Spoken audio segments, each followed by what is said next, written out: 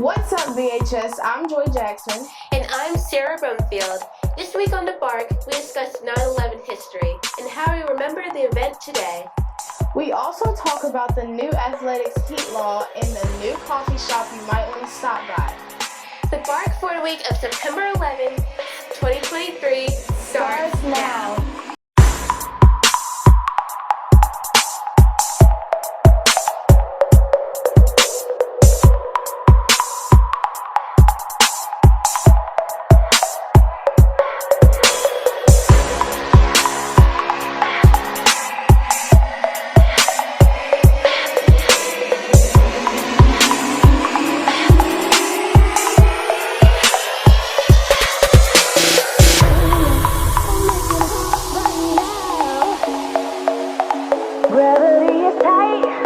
Today is 9/11, an important day to our country and to many people in our school.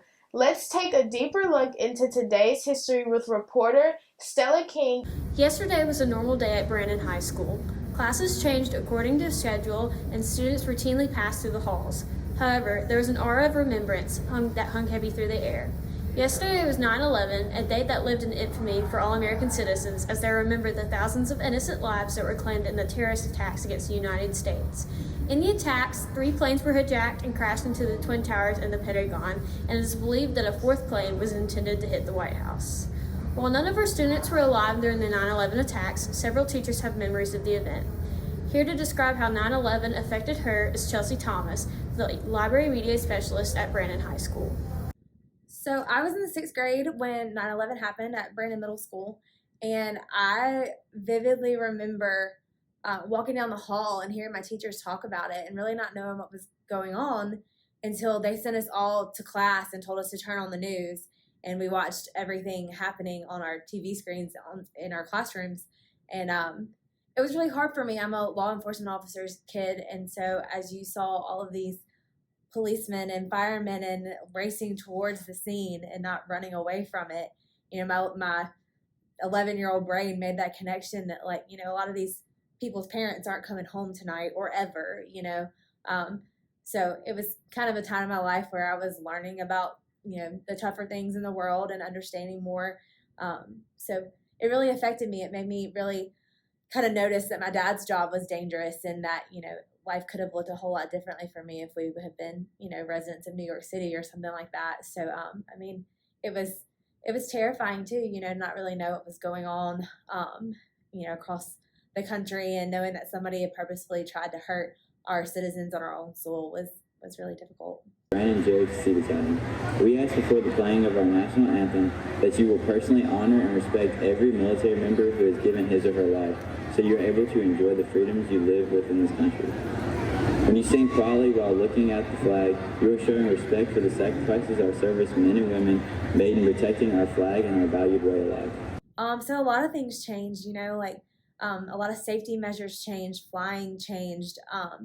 I remember having to sit in line and wait for gas for so long, kind of like after a hurricane, people were doing that then. Everybody was really scared, a lot of uncertainty. The world really did look a whole lot different especially for Americans after that, because, that was only the second time we'd ever been attacked on American soil. So all the safety precautions for everything changed. Everything took a little longer to do, to get into places, that kind of thing. It was scary, and now it seems so normal because it's been so long. And but sometimes I think about the fact that getting on an airplane was a lot different before 2001. Mississippi is going through a record-breaking heat wave, with temperatures soaring through the high 90s and into the 100s. However, the smoldering heat doesn't just affect the time we spend outside. It now affects our athletes as well.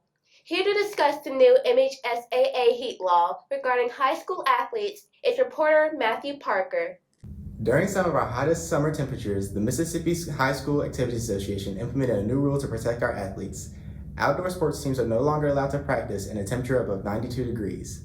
A measurement previously ignored usually now dictates when and where teams can practice. We talked to a few coaches about their opinions on the new rule.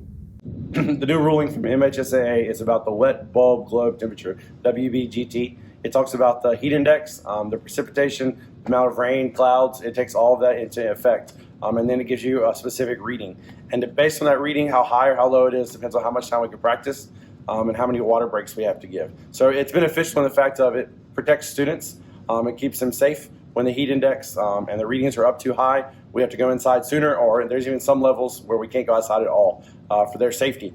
It does inhibit some practice based on if it's too hot. It's always hot in Mississippi, but it does help the students and keeps them safe. So I think it's a positive thing.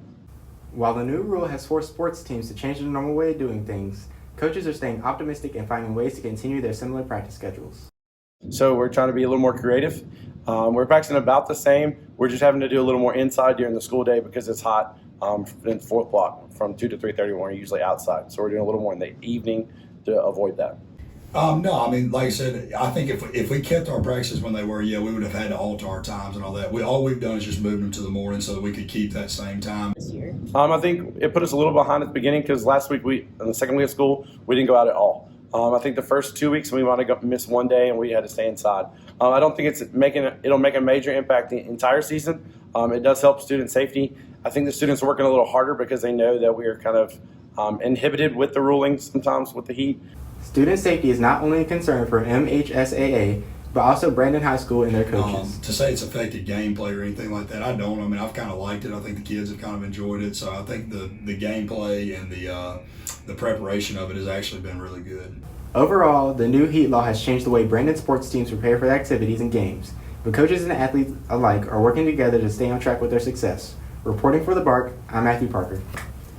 During the fall semester, Brandon High School students often find themselves busy with after-school activities and loads of homework. Students are now finding their daily pick-me-up at the newly opened Mocha Mugs in downtown Brandon. Here with the review on popular drinks are reporters Kira Vance and Anna Boyd. Mocha Mugs was founded by John and Natalie Batten of Flowood, Mississippi. They have been transforming the coffee community since 2014. Check out Mocha Mugs' new location in downtown Brandon. I'm Anna Boyd. And I'm Kira Vance. And today we're going to be reviewing Mocha Mug drinks. Okay, first we are going to start with the Bahama Breeze. It's like an energy drink, loaded tea style. That's weird. It's like fizzy. Yeah, it's like a soda. It has a good flavor though. Next, we're going to be doing a hot caramel pecan. That, I don't taste a lot of pecan, but there's caramel. It's got a really strong coffee flavor. Yeah, if you like coffee but not strong coffee flavor, it's really good. And now we're going to try the iced caramel white mocha. I can't really taste it. Can't taste what? The mocha. It's like not as strong, if that makes sense. Yeah, I don't taste any caramel at all, really. Next is the classic latte. It's very foamy. And if you are going to go to Mocha Mugs, you can get a punch card where once you get 9 drinks, you get your 10th one free. That's really hot and interesting. Interesting. If you like coffee with milk, that's really just what it tastes like. And last, we are going to try the salted blondie frappe. That's my favorite. That's really good. This has always been my favorite. I get it every time I go. At Mocha Mugs, you can also get different milk substitutes like almond and soy, and you can also get all of their drinks sugar-free. For a specialty shop, Mocha Mug has a lot to offer with great prices. Thank you for watching this segment of us trying Mocha Mugs drinks. I'm Kira Vance. And I'm Anna Boyd. Thank you. Senior baby ads on sale now until September 25th. Check your email for the online order form. Beauty and Bow forms are available outside of Miss Kidd's room 139, Miss Seville's room 214, and inside the front office. Completed forms are due September 25th. BHS Theater's Apollo Lip Sync Battle will be held on September 14th in the NPR at 7 p.m. We hope to see you there. Well, that's all for this week, BHS. If you have a story idea to submit, contact us at BrandonBulldogMediaGroup.com or talk to a news team member. Don't forget to follow us on TikTok and Instagram. I'm Sarah Brumfield. And I'm Joy Jackson. Thanks for watching The Bart. News with Bite.